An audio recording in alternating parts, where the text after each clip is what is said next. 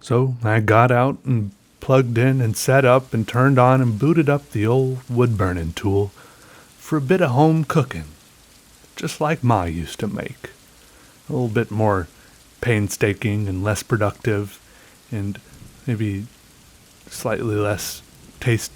This, I'll tell you right now that ham burning a very intricate design into a piece of ham doesn't inherently make it taste any better. Just putting a lot of effort, just pouring a lot of your soul into something doesn't make it taste better.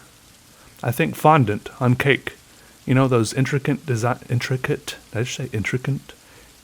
Intricate designs people put on cakes, those taste awful sometimes because fondant is just like plastic. Anyways, this just tasted like a piece of regular ham. I should have maybe slathered this with a piece of butter, with some butter, not a whole stick. Please help me. Not a whole, just some butter maybe. And it still sizzled a lot as I burned this design into it, which was very satisfying. I could feel little bits of whatever was going on there sizzling and popping under the little heated knife blade. It was so satisfying. Some sort of haptic feedback. It was great. I got this idea, it may be obvious to some of you when I did my steak cooking cooking show, whatever, and people were like, you should, Peter, why didn't you do a design? And I looked at the steaks on sale, and they have too strong of a grain. It's obviously it is probably possible to do this on a steak, but then I saw the hams. On the packaging, this actually did say ham steak, and I saw this sitting there near the steaks, and I thought, this will be so much easier and clearer to see the designs burn onto it because there's not an obvious grain interfering with the lines I want to put onto it. So I did.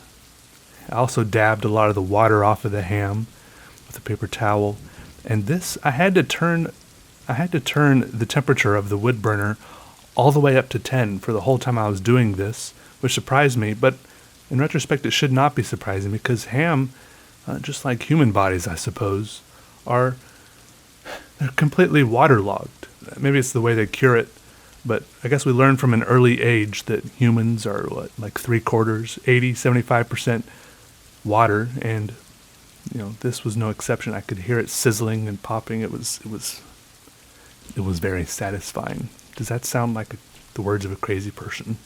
Whatever. I would recommend it to anyone. It did. I know I go on about how great wood burning smells, and this smelled terrific also. I won't say, however, that it smelled that different than doing bone burning. It smelled very close to bone burning, and I don't think I've ever said that bone burning smelled that bad. In fact, I think I've said that doing bone burning smells a lot like boiling hot dogs. And this also smelled a lot like boiling hot dogs. Slathering that butter on there definitely would have made it smell a little bit better, and maybe some onions. I don't know how I would have worked onions in there, but I don't think I would have regretted it. Maybe a little bit of garlic. Ooh, we really would have had a whole meal there going instead of just a little cold cut snack. Who knows?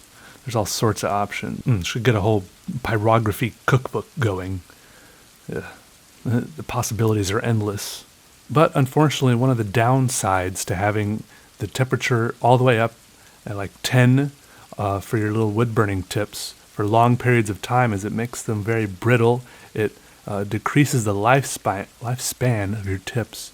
And at one point, I had like a little piece of metal, and I was scraping off some of the little burnt ham residue, and I just scraped off like a whole chunk of the tip. Like eventually it just turns to, it changes from metal tip to just burnt carbon residue or something, and just like a whole chunk of it came off, which made me a little sad. But nothing lasts forever, including this piece of ham, which ended up being just about as delicious as any plain piece of ham can be, which was delicious enough for me. Right. Thanks for watching, everybody. Bye.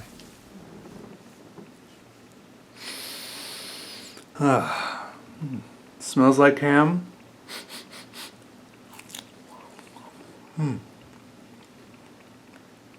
Tastes like ham.